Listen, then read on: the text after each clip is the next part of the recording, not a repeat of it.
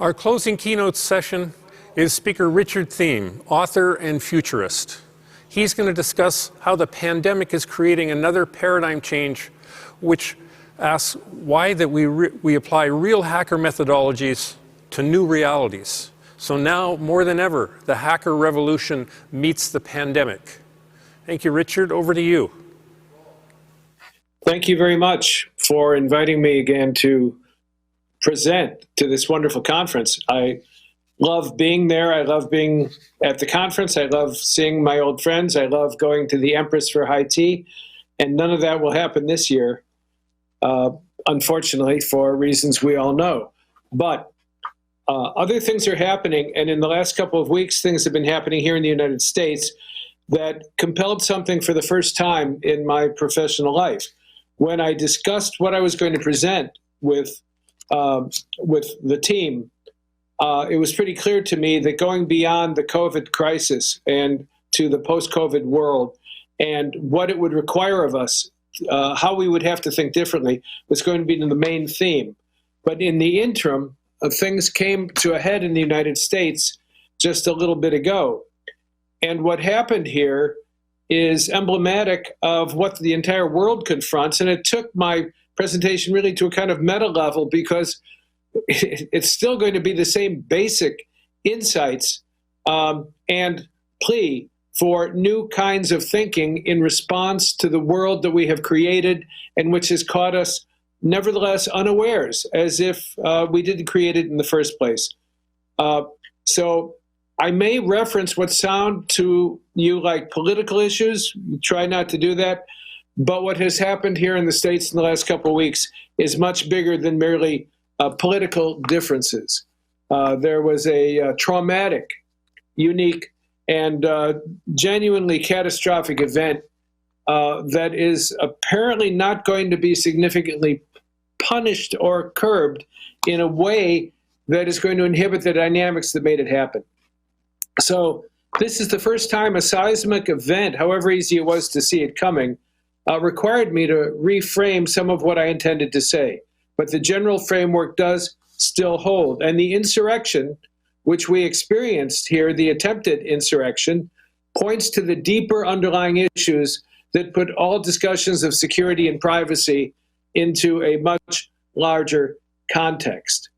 Now, Sue Paish said this in her presentation, or her description of her presentation. More than ever, she said, we need a modernized, flexible, resilient, clear, and practical approach to privacy and handling data, one that protects the rights and interests of individuals, organizations, and government. And she concluded, and there is a path to that. And my point, the underlying theme of this presentation is there may be a path, but it is probably not the path that we think it is going to be, because so much of our thinking about these very issues that she names is mired in a framework that prevents us from seeing the enormity and the significance of what it is that is happening in our lives.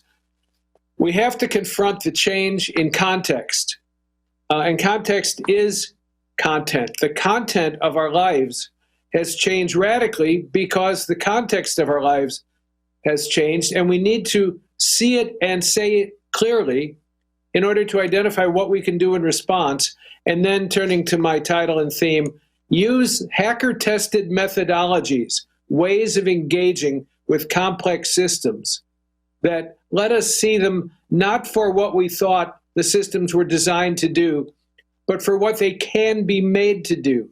And then we have to use ingenuity and creativity to rethink, reimagine, and rename the aspects of our very identities, corporately and collectively as well as individually, that can be cobbled together as hackers do it in a very different way to produce a different result. So here in the States, we're very consciously aware right now that what we thought we had built, a system that is not merely resilient, but impervious to the kind of revolutionary actions that took place, isn't the system we have. One of the things you heard here in the States often was That's not who we are. And what the events made clear is that it may not be all we are, but it is very much also who we are. Those dynamics, those feelings, those inevitable consequences of what has been happening technologically, as well as in other ways, has very much created who we are now. And so we have to think about it in a different way. We can't think of security and privacy in the same ways we did as if we are still living in the 20th century. Above all, we have to think about how we think. Let me say that again. We have to think about how we think. Let me use a metaphor. Back in our more primitive days, we needed to store fat. And when we made a killing, we ate as much fat as possible. And our bodies have always been primed through evolution to love fat and eat it as much as we can. But we know that today, those same triggers work. We can't evolve that quickly in the moment out of what has evolved in the past. And what evolved in the past was a need for sugar and fat whenever we could find it. Well, now that 24/7, we're surrounded not only by sugar and fat, but by those who would sell it to us and who bombard us with triggers, images, sounds, words, smells even, to make us do what isn't best for us, but they perceive as best for them. In the same way, in the geopolitical world we now inhabit, ideas and images and devices trigger primordial, deep psychological responses that no longer serve us. And the mob that ransacked our capital a couple of weeks ago is a symptom of that having happened. We have shared in the past notions of a marketplace of ideas that will sort out the best ideas, and the role of reason in how herds of aggrieved people are motivated to act, how they think, and those shared notions are in the way of grasping how differently we need to think now. We can't think of reason itself as the solution as we did in the past when triggers that provoke deep, unconscious, and atavistic responses are manipulated so easily, and which persist in the body politic and the communication systems. And that's where it comes down to the digital revolution. The digital revolution has genuinely transformed what it means to be human, both as a society, as what we used to call countries, and meaning something differently than what we mean now in a global geopolitical structure. The triggers are going to be used as you have seen them used here. I don't think they have been used in the same way there, but the borders just don't matter anymore in a world that is tilting as it has toward authoritarian systems over the past couple of decades. The transformational engines created by the digital world have resulted in two worlds. And in one world, people are doing pretty well, and in the other world, they are not only doing not well at all, they are hopeless and despairing and angry and resentful at what it feels to them like has happened to them, has victimized them. And that's a very different challenge than simply saying to someone 50 years old who lost their job in the mines, well, you just need to learn how to program and you can get a job in the digital economy. It's not going to happen. And the changes are happening so quickly that we need to think through what has happened to privacy, what has happened to security in the meantime. Because so long as the platforms we created, which transformed our way of life, continue to exist in the form and framework in which they currently exist, then the same results or worse are going to come. We need to rethink how these platforms are used and regulated. And yes, there's a path to modernization, flexibility, resilience, and clear practicality. but it is not an easy one because we cannot use the way we thought in the past about these issues. In the US, for a few short weeks, we were focused not on COVID. Now we're back to COVID again, in a way, but the dynamics of that insurrection have not stopped. The dynamics will continue to manifest the same kinds of feelings and intentions, and they are supported. You have to understand this about the states right now. They are supported by nearly half the people in this country. And that is a danger to security, much less privacy, when the technologies of intrusion and surveillance we have developed can be used for nefarious purposes. And make no mistake, no matter what laws you pass, no matter what ministers direct, we're not ever going to get back control over our own private lives in the way that we thought we once had it. A few years ago, I did a talk for you, I think it was called When Privacy Goes Poof, Why It's Gone and Never Coming Back. And one of the major theses of that talk was that the dynamics of AI and data mining enables others to know us, ourselves, better than we know ourselves, inside our own framework of thinking. It means that someone who can aggregate with a click, as I know the intelligence community with which I have worked in the past can do, all of the patterns of our lives as expressed in the actions that we take, which means that identity is no longer a matter of assertion, it is a matter of observation to see who we really are in terms of how we really act in the world. Others know us through that aggregation of data about us in a form and framework that we don't have as a way to view ourselves. And so long as there is profit and profitability in a variety of ways, political as well as monetary, to use those tools and techniques, they will be used. Once they are thought, they cannot easily be unthought. So, this is serious stuff. This is very serious stuff.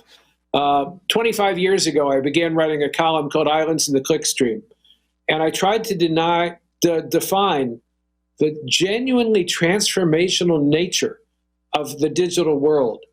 I did it well enough, but before the impact of that transformation caught up with us, it was the fun of being in a seminar and seeing what was coming. But now that it's here, it's a different kind of challenge and confrontation. That technological transformation, which affects security and privacy absolutely at its core, is the root cause of the dislocations in our political life today. And our innate tendencies, like our desire for fat and sugar, our innate tendencies toward tribalism, toward xenophobia and distrust and hatred of the other, whoever that other is, positing that other as an enemy, are always oversimplified modeling of what's real. These bind us now in a way that is not helpful. But we cannot under-implement, get out from under the technologies that undergird them. I have a new book coming out. The printer is just sending tomorrow a limited edition that I'm going to distribute, and then it will be generally available to everyone.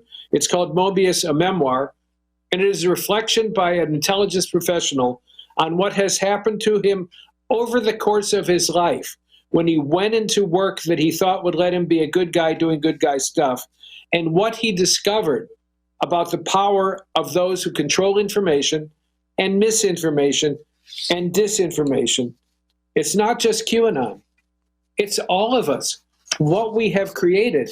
And Mobius, as a speaker from inside the intelligence community, speaks for me. I was told some years ago when I was working on a project with people from NSA and CIA that I could never discuss what we talked about, but I could write fiction about it. And that's why Mobius is fiction. It defines the moral issue that confronts us, which is the loneliness for the individual of doing the right thing in a world or a context that does not reward that individual and does, in fact, reward people for doing the wrong things. And that can be true even for those in corporate structures or government structures who dare to stand up to blindness and denial and experience the loneliness of their voice being the only one that is being heard at the moment. But it is essential that people do that, because what we have created now is not just a big brother. We have created many little brothers, many little brothers.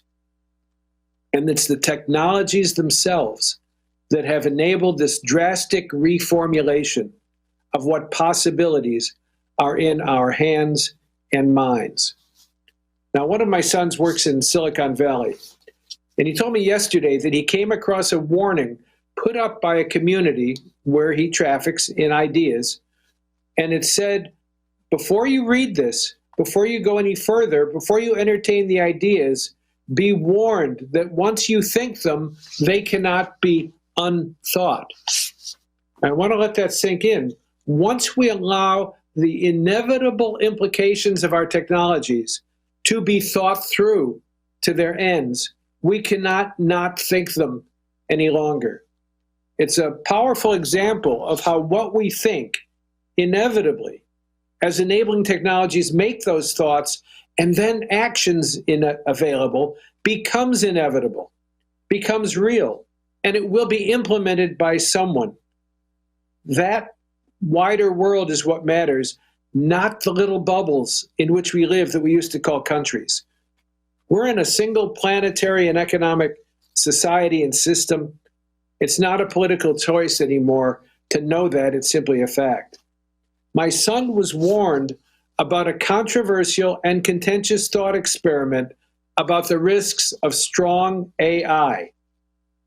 Now, some ideas, in effect, he was discovering, need warning labels because of what they imply. What knowing them will inevitably cause to happen once we know and can't unlearn them. Nation states, as you know, are no longer the sole arbiters of what cannot be done.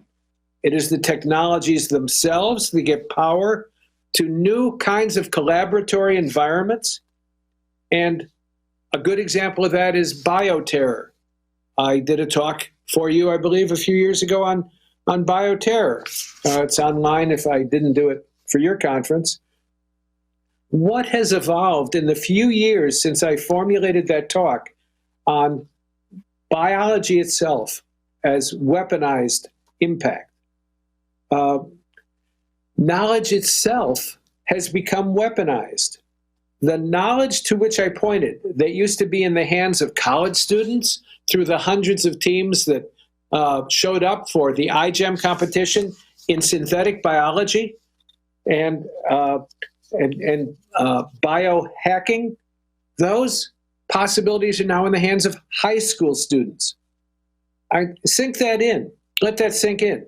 Teens we don't want behind the wheel of an automobile now have their hands and their minds on the manipulation of genetic data in the domain of synthetic biology that just a few years ago only scientific elites knew how to do. In terms of AI and surveillance and privacy, think of how the Chinese are implementing social and political control. Just one example of many. Face ID. It takes in China now just 1 second to identify any one of 1,700,000,000 people in the public space. 1 second, and anyone in the public space anywhere in China at that high number of people can be identified and the authorities can act. I'm sure you know about the adding and subtracting of social points, which allow you to do things, basic things like fly on a plane or take a bus or have a good job. Do you really think that our laws about privacy, which are like netting with numerous holes that are porous to a lethal degree, will stop that happening in ways here too. Look at how kids, as I think of them, use social media and the rewards and punishments, which are virtual equivalents of the way the Chinese give points to feel good or bad about themselves, to think of committing suicide or being elated for a moment at how many hits they have received on something they said. Our laws are not going to prevent even subtler, more indirect ways of doing what I'm describing. So we used to constrain people from doing bad things, but the way we did it, our prohibitions seem primitive now compared to what we've created in the digital world, which creates barriers and permissions across all aspects of life and society itself. The digital world has processes, pathways, gates and gateways, barriers and denials to entrance. Even if they're not as explicit as what the Chinese have implemented, they are being implemented by all those little brothers that we are so happy to see the stock market value rise, the stock market value of them rise, because it makes us feel good and elated for a moment with those points of aggrandizement accruing to us. So once we know what we can do with these surveillance and intrusion technologies, it is going to be done. I had dinner with the head of information security for a very major telecom in Europe. And I've known this person for a long time, and we were talking about what these technologies are, how deeply embedded they are in all systems now, both private and government systems. And we talked about who made them. It's the Western world. It's us who makes them and sells them to some of the worst actors in the world who use them for torture, control, and domination. I said to this friend of mine, are we ever going to get back any kind of control over the contents of our own lives, our own faces, our privacy? And they laughed and they said, oh, Richard, of course not. Because they are so deeply immersed in the world in which they know those ubiquitous technologies now hold sway. Okay, we can't think about how to address those issues, how to come to those problems creatively if we think in 20th century ways. That's one of the reasons the political discourse in my country has been so meaningless so much of the time, because we're talking about these intractable problems as if 20th century solutions, which were fashioned by prior technologies for the industrial era, can apply. But we don't have any forms of governance yet for the digital era, and the digital era, by its own internal dynamics, may prevent us from doing that easily or quickly, because the changes that are coming to our lives are coming faster and faster.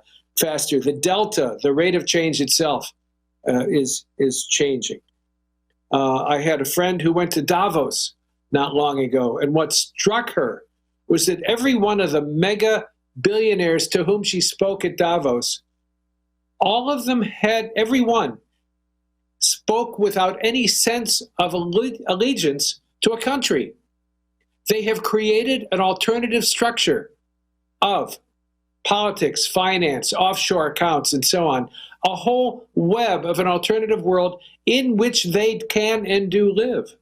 And what that has done is eclipsed or effaced the sense of a nationalistic identity, which, if we're thinking in 20th century terms, we think we can take for granted as the internal model people are carrying about who they are. It isn't. It's not who we are anymore. And we have to think very differently. Now, I'm going to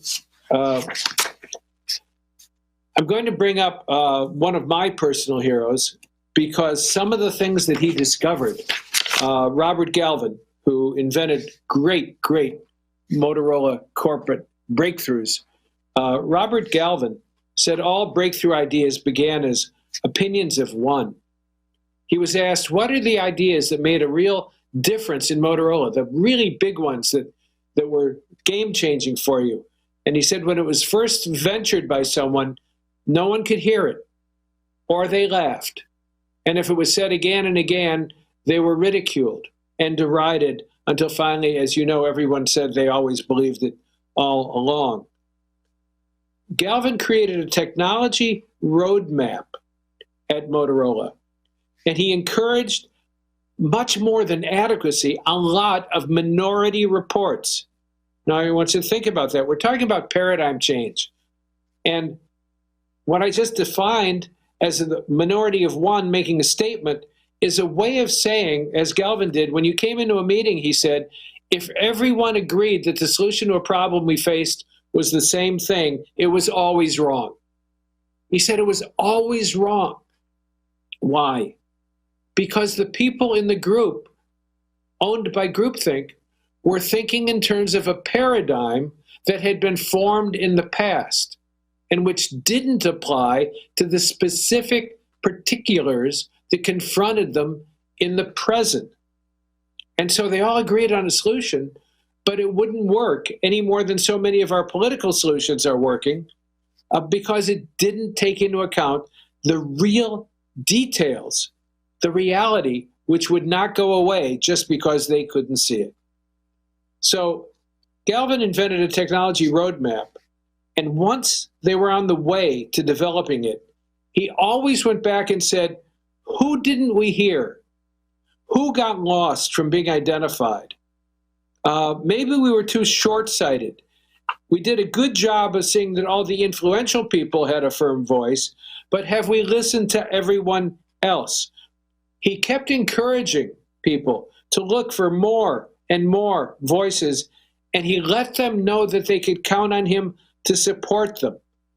Then they put in the process alongside his intention, and they performed quicker, better, and moved earlier into production and had much better yields. One of the senior people at Motorola told Galvan, you know, they were all engineers. And he said, we're lucky we had you as the head man of this company for decades, because you weren't an engineer. If you were, you would probably have known some of the reasons why we were pretty sure we couldn't do what was tossed out as a speculative theme. But you kept believing we could do it.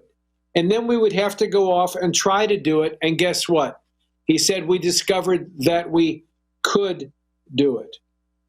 In other words, a variety of points of view across cross-disciplinary areas is not just optimal, it's essential to allowing all the voices, including those of the young, to tell you the truth about what's wrong with the simple, shallow solutions most of us suggest most of the time as ways of dealing with security and privacy issues.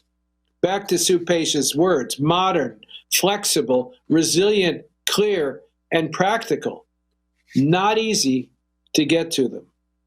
Not easy to get to them. A number of years ago, I wrote a paper for one of the intelligence agencies, which I think can be discussed now. It's not controversial.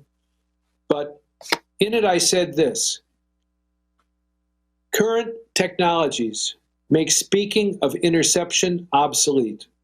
Our technologies constitute the physical framework and software and informational context of a pan-global society. Boundaries between elements of the network, the elements that make up the network, are arbitrary and porous. We live literally in a world without walls. Every attribute of a process or structure that broadcasts or transmits information about itself by any physical or electromagnetic means can be detected, often at the source. Here and there are distinctions that no longer make a difference, just as natural and artificial in the sciences no longer make a sharp, clear difference. No more do foreign and domestic make a significant, clear difference. We use these words as if they still mean what they meant. But now information security is one task, both offensive and defensive, of the intelligence community. It came to sanction breaking foreign laws while prohibiting similar activities on American soil, but that no longer holds as well. Because when we came up against the laws in the Constitution that prohibited us from doing the search, intrusion, and surveillance we wanted to do, we rewrote the laws, and the courts agreed with us to revise their interpretation of the Constitution to allow us to do what we wanted to do inside the system of power, of which the intelligence community, in my experience, was one of the obvious forward forms. So what we've created, the convergence of enabling technologies of intrusion, interception, and panoptic reach, combined with a sense of urgency about the counter-terror imperative, which we now apply to our own right wing here in this country from which I speak, and a clear mandate from our leaders to do everything possible to defeat amorphous, non-state entities defined by behaviors rather than boundaries, borders, or even clear ideological allegiances, we have created an ominous but invisible set of conditions that undermine the previous cornerstones of law, ethics, and even our religious traditions. In a way, the insider threat is the only real threat because everyone and anyone is inside the system we have built. So what can we do to confront these powerful challenges, which in effect are saying we need a system of governance over the digital structures we have created, and we currently do not have it? It means we have to hack the system. We have to see the complexity of the system as a challenge to take the bits and pieces of it that can be combined in new ways to create new forms of governance, new forms of regulation, new forms of possibility, but they have got to take into account that the definitions of privacy and security of the past no longer hold. We have to be willing to think boldly in new ways. Do remember that I think it was George Bernard Shaw who said, all great truths begin their lives as blasphemy. And Machiavelli said there's nothing more difficult to take in hand or perilous to conduct or more uncertain in its success than to take the lead in the introduction of a new order of things. You technologists, you members of government, you corporate people, you are the leaders who can take that steering wheel in your hands if you will collaborate with one another using the three legs of the stool that I have learned are always essential to productive thinking: mutuality, feedback, and accountability. Mutuality means nobody can do it alone. Nobody can do it in groupthink, even if there's a group of people.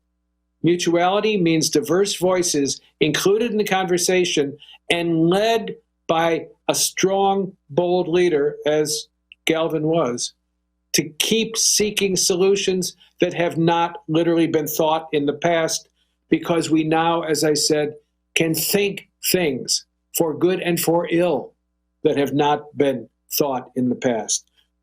Well, the more complex the system, the more information that travels into and out of the system, like an organism, then the more feedback loops we need.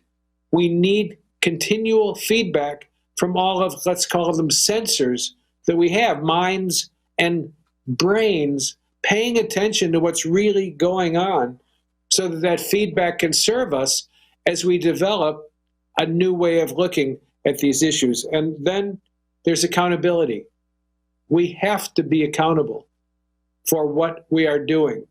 We have to have a touchstone to which we are willing as individuals and collectively to return.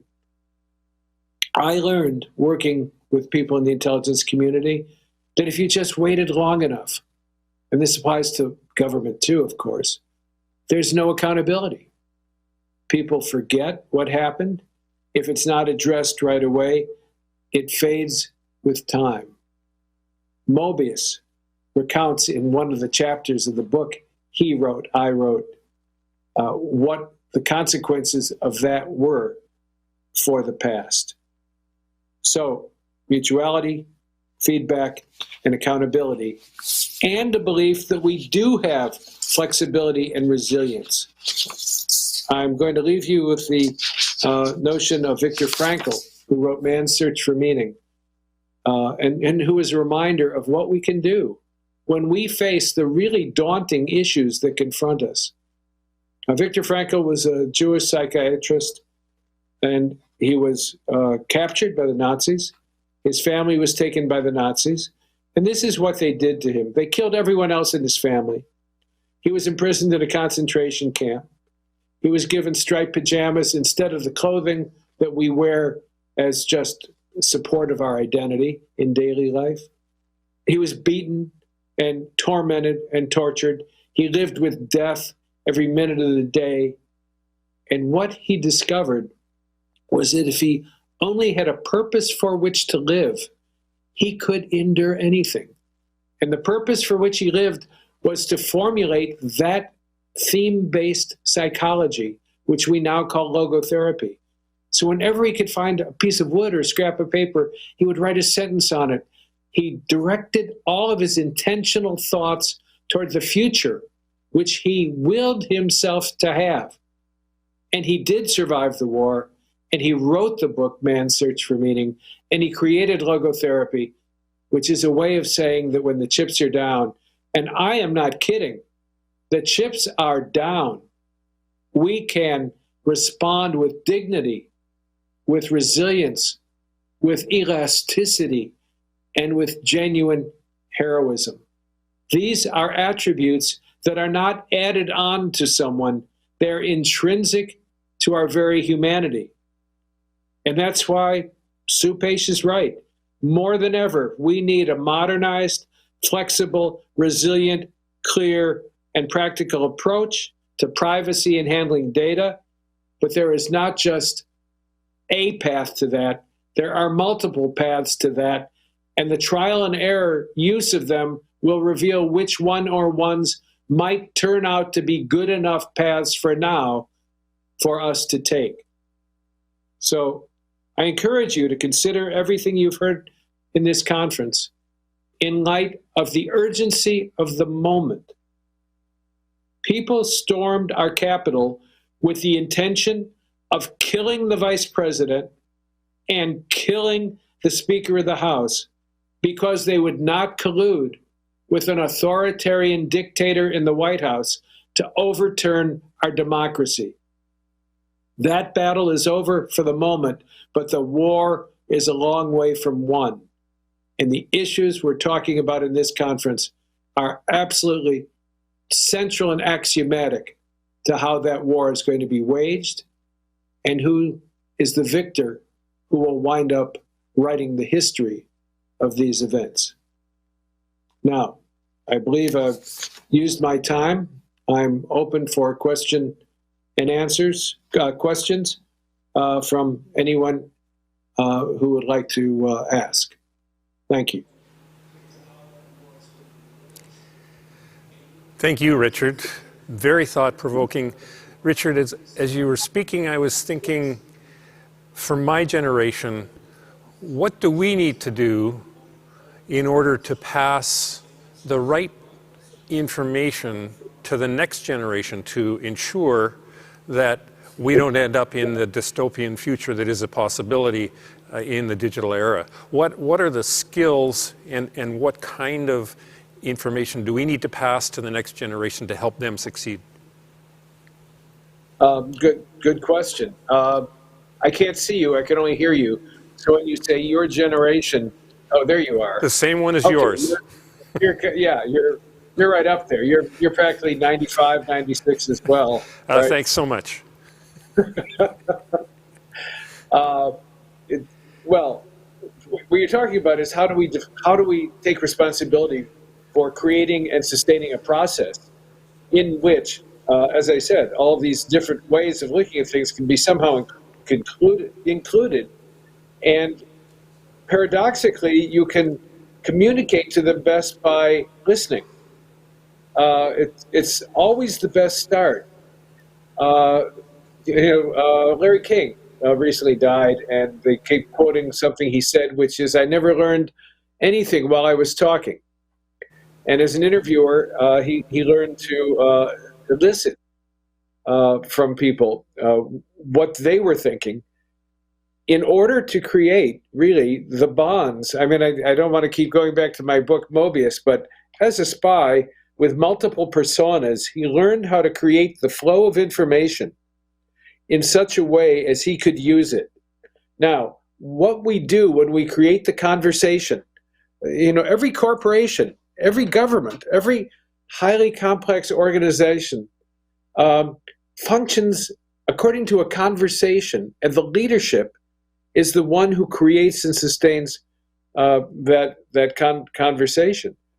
So how do you invite people into that conversation, and for what purpose? I was discussing what I did as a clergyman once upon a time. I was an Anglican clergyman for 16 years. And I was discussing with a very senior person at NSA, the personas I created as a clergyman to facilitate a conversation and a relationship in which information would flow so that I could use it on behalf of empowering the person and their freedom, healing, and autonomy. And he said, that's exactly what we do in the intelligence community, except we facilitate the conversation on behalf of controlling people, which is why they call the person in charge control. How you are going to use what you get, there's always going to be mixed motives and mixed outcomes. But to approach people, let me use myself arrogantly for a change, right? As an example, I went to DEF CON for the first time 25 years ago, the HackerCon. I spoke there last year for the 24th straight year. And what someone said to me, which meant so much, was what those, at that time, kids and young people got was how much you respected who they were. And that was in an environment in which they were being disrespected in a variety of ways. And their thoughts and appearance and blue hair and spikes and metal in the cheeks and everything else was being used to make them disreputable instead of simply the icons and signs of a new way of being. Now everybody's got tattoos.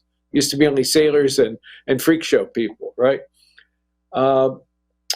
So to communicate with people, I was kidding. I loved who they were, and I loved my vision of what they were going to build as a world for the rest of us, and they got it. And the relationships that I have had with people over the last quarter century, as a result, have been for me the sustaining grace of my work. Create the relationship with sincerity, listen closely, and then create the bonds in which what you have to say can make the kind of difference you want it to make. That's all I know how to do. Am I supposed to look up here and do you think, am I supposed to read these questions or? Well, I'll give you the next one from Elena, Richard. Okay. She says, do you think we've already passed the point of no return? Yes, no. Yes, no.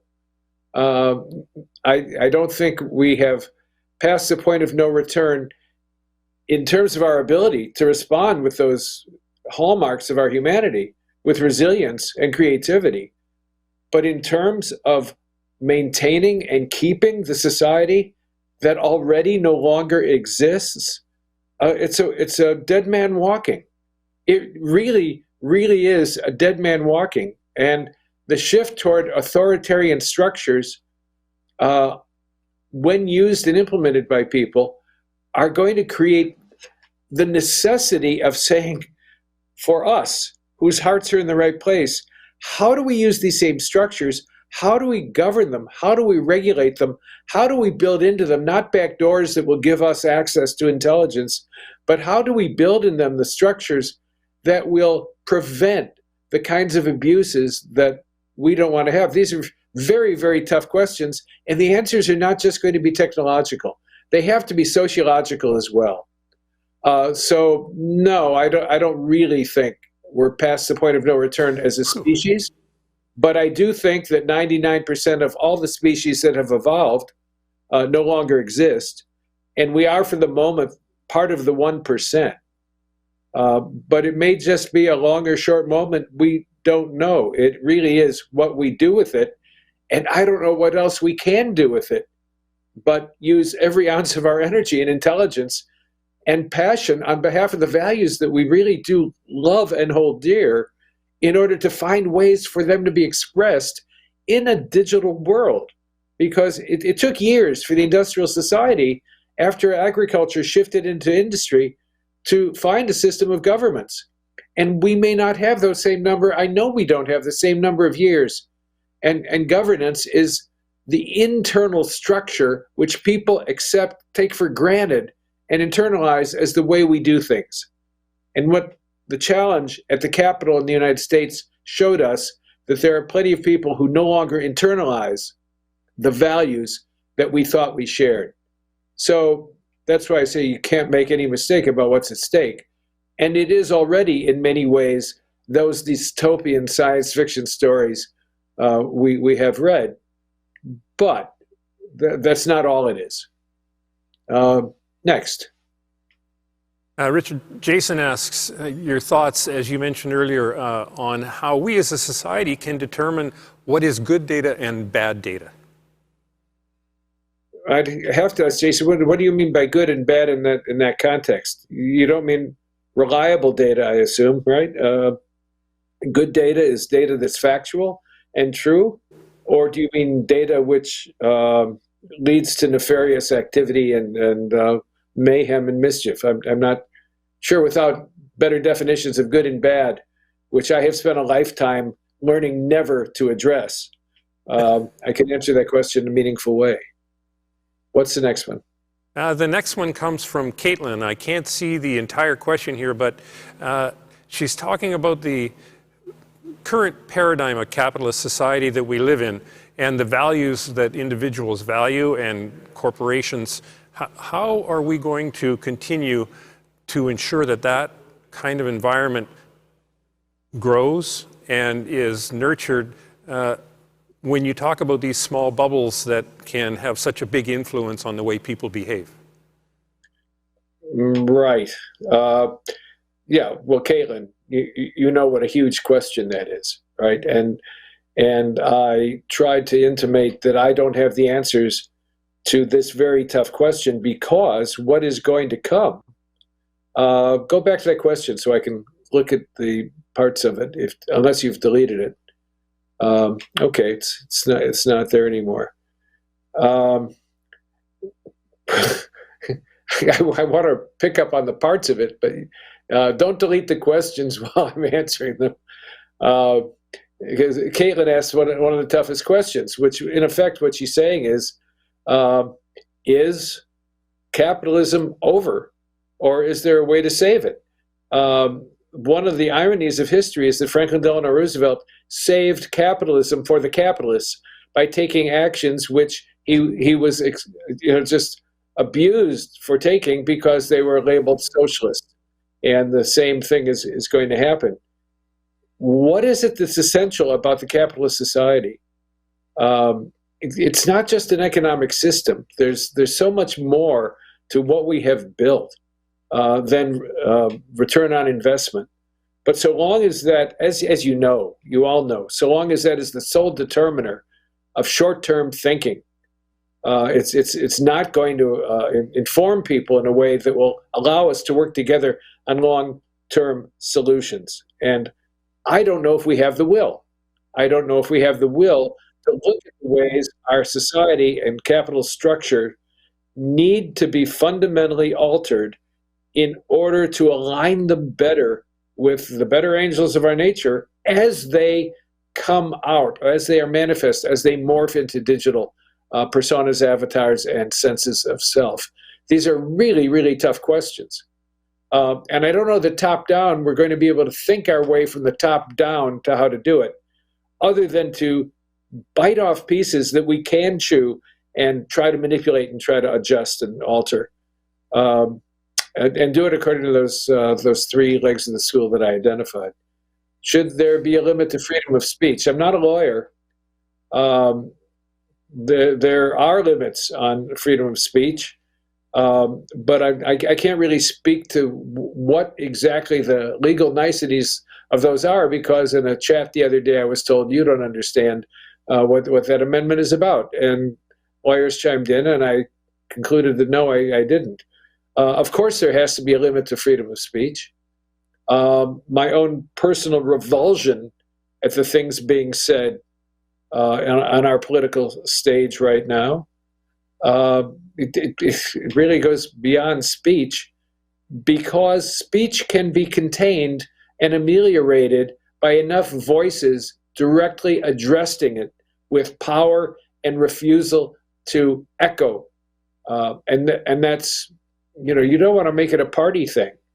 I don't know enough about the niceties of the differences between your parties, but in ours, I voted for Republican and Democratic candidates for all sorts of offices. The party that used to be Republican is not there right now.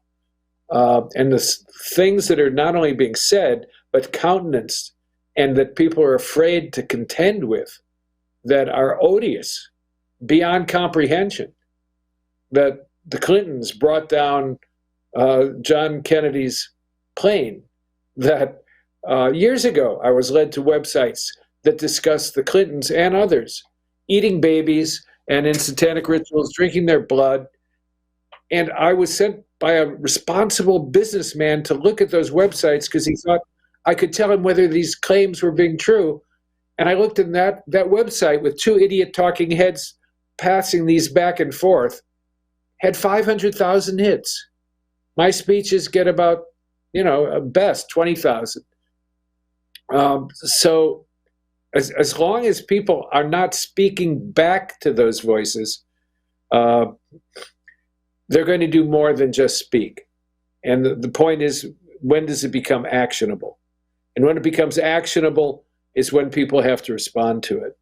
And that's for good or ill. If Martin Luther King Jr. had stayed in the pulpit just preaching Sunday in and Sunday out, he never would have been shot. But when he turned people into power and they hit the streets with power, then he became a threat. So it's when speech becomes actionable, when intelligence becomes actionable, that people become alarmed. So, of course, there have to be limits on advocating, I think, on advocating things, because, again, going back to just social media, the means by which memes and meaning moves today is not the way it used to move, and therefore its consequences are different, and therefore how it can be regulated is different. Just as once the printing press was invented, we saw the emergence of laws about copyright and libel and intellectual property that had never been thought before, because the technologies that created them and a society that used them hadn't thought them. Richard, some question at the top of the list now is some maybe strategies that you might suggest for keeping good technology good and not allowing it to be used for bad purposes, and avoiding bad technology to become more prevalent. Yeah, these are impossible questions, and thank you for acknowledging that. All technologies, as you know, are dual use. They can be used for good and they can be used for ill. And in the same way that I once said speech and lies were Siamese twins joined at the lips. Once we had speech, we could lie. So how do you how do you take a technology that can be used for something good and prevent it from being used for something bad? That requires a consensus and action and laws and enforcement and accountability and effective action against their use. Nothing else will work. But right now, we don't have that. We don't have that. And as I said in the talk, on the basis of my conversations, every technology that I've seen used for ill, someone is going to try to use it in order to have power. And I don't have easy answers. Jason wants to know, have I had mentors? Yeah, they found me. And if you do read Mobius, a memoir, you will see that he had a mentor in the intelligence community. I did in security intelligence. As a clergyman, I had two mentors that made the difference between maybe even life and death for me. It helps. It helps to be open and willing to listen to someone who's recognizably wiser and who has your best interest at heart. So I have had mentors, and have I mentored people over the many years that I've worked with younger people in the security communities? I hope so. I hope so. Favorite novel, fiction and nonfiction? Well, fiction is Mobius, a memoir, is my very favorite novel. Just shipped out the limited edition of it, 100 signed and numbered copies of it. But if I really had to say what is my favorite novel, it would be James Joyce's Ulysses, because of its extraordinary complexity and brilliant use of language and vision. I think it was the best novel turned out in the 20th century. And I was lucky enough to study it under Richard Ellman, who was a great Joyce scholar at Northwestern many years ago.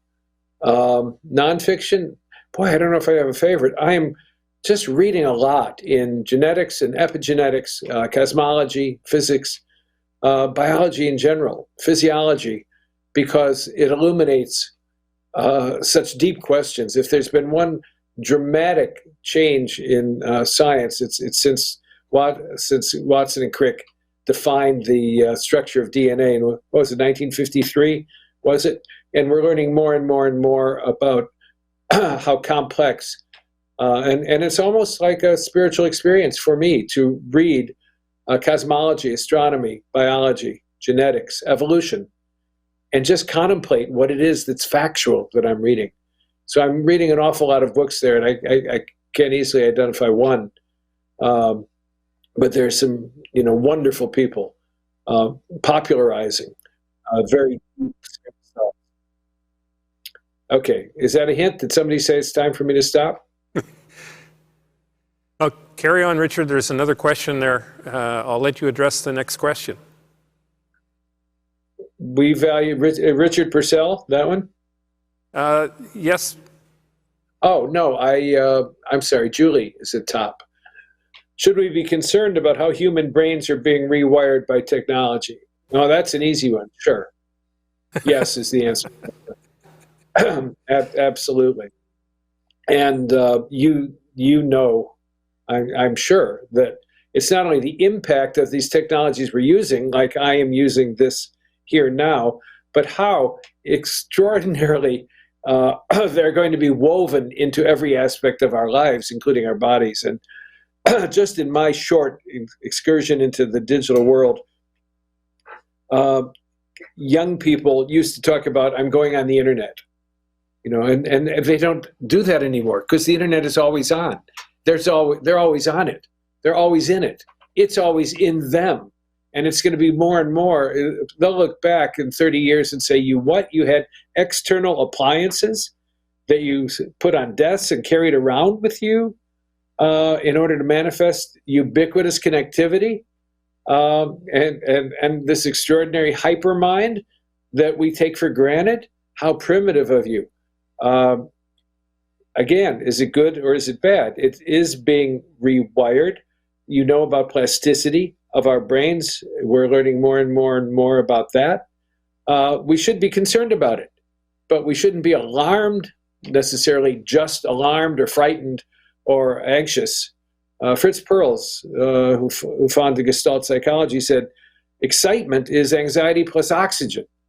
So in the face of radical change, we often become anxious, and our job is to pump it up and say, what are we learning about what is a brain? And of course, we know a human brain now these days, deeply connected, vagus nerve, biome, et cetera, more DNA in our biome than in us, et cetera, et cetera. We're a complex body brain.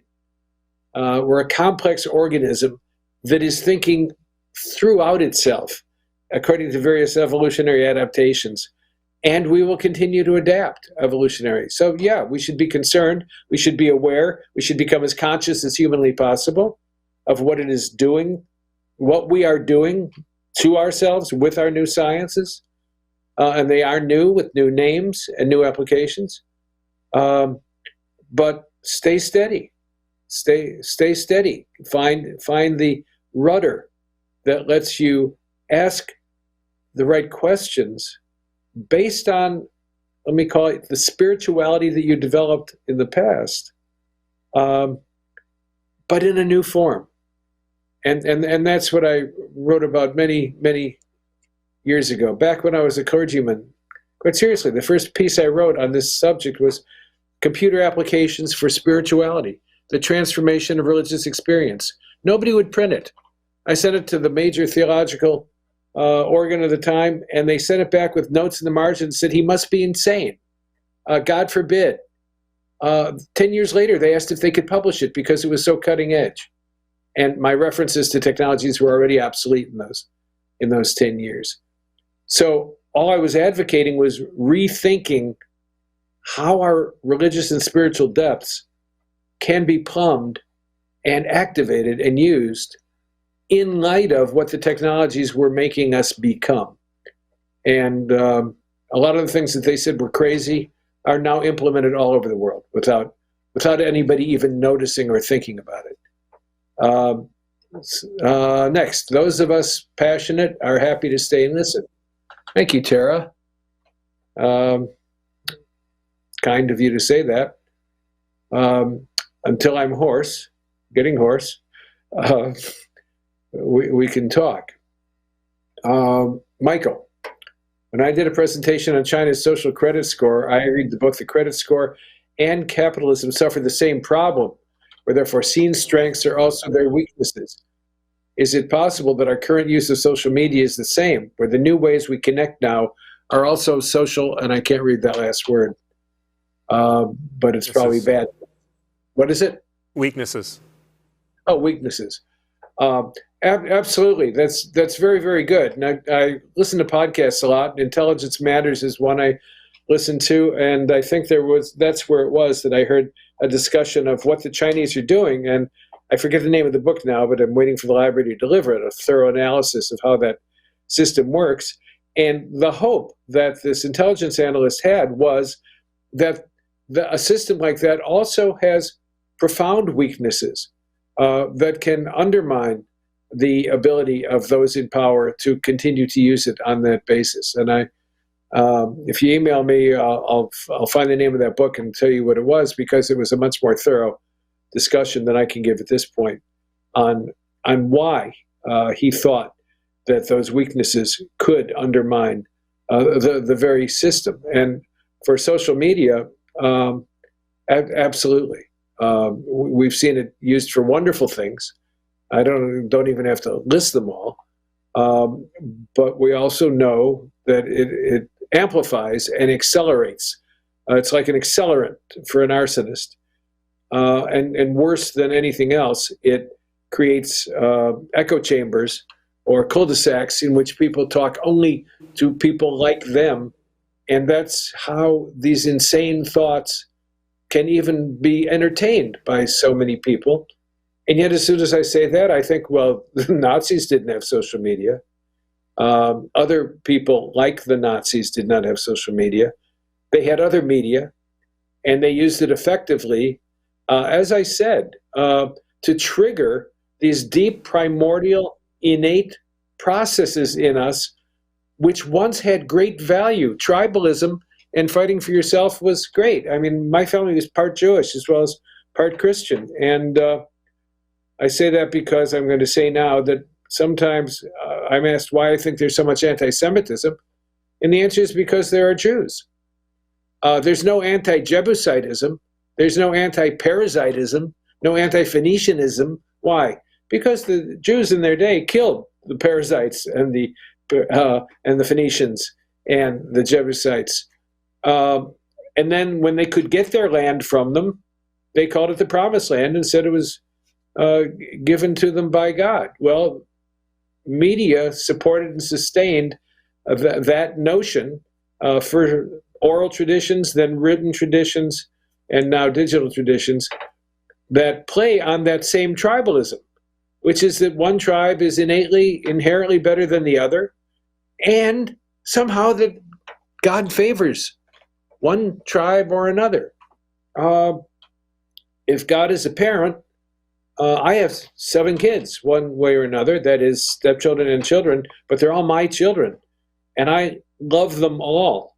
I would never say you are the most favored child. They're all most favored children. So if we humans are the apple of God's eye, then there are a lot of apples on the tree, right? And they're all loved, and that's tough for us to get because we all want to be special and the most favored nation and the most favored child. But how do we combat that? This intrinsic tribalism, or as I say, fear of and demonization of the other. I think the underlying singular thing behind all the craziness that's happening in my country right now is white supremacy. The obvious fact that people who are not white and are many different colors now have more numbers and increasing numbers. Why do you think all that activity about stopping immigration of brown, black, yellow, and other peoples from coming into America? What is that about? It's to keep the majority, and therefore, well, how can you stop it? Well, stop them from voting then. If we can't stop them from coming in, we can do everything we can to not let them vote. It's fear. It's helplessness and fear. And the fear comes from the abject terror that others might do to us what we have done to them for so long. So it's not just about social media. It's that the social media is used for the acceleration and magnification of these worst possibilities for humans, because to be tribal that way is no longer helpful. If we're going to be tribal, we ought to be the human tribe and count on the arrival of aliens to unite us, as Reagan once said to Gorbachev, that would unite all the peoples of the earth. And Wernher von Braun, who took us to the moon, he said, at the time it was the Cold War, and he said the communists are not going to win. He said the inherent weaknesses of the system means they won't win, but we need an enemy, so the next enemy will be terrorists. And by virtue of the very nature of terrorism, the terrorists cannot win, and they won't win either. And he said, well, what's going to come after the terrorists? And he said, the aliens. The aliens will be demonized as the other. Well, the very name of alien, suggests he may be onto something. We're not there yet. We're still working on terrorism.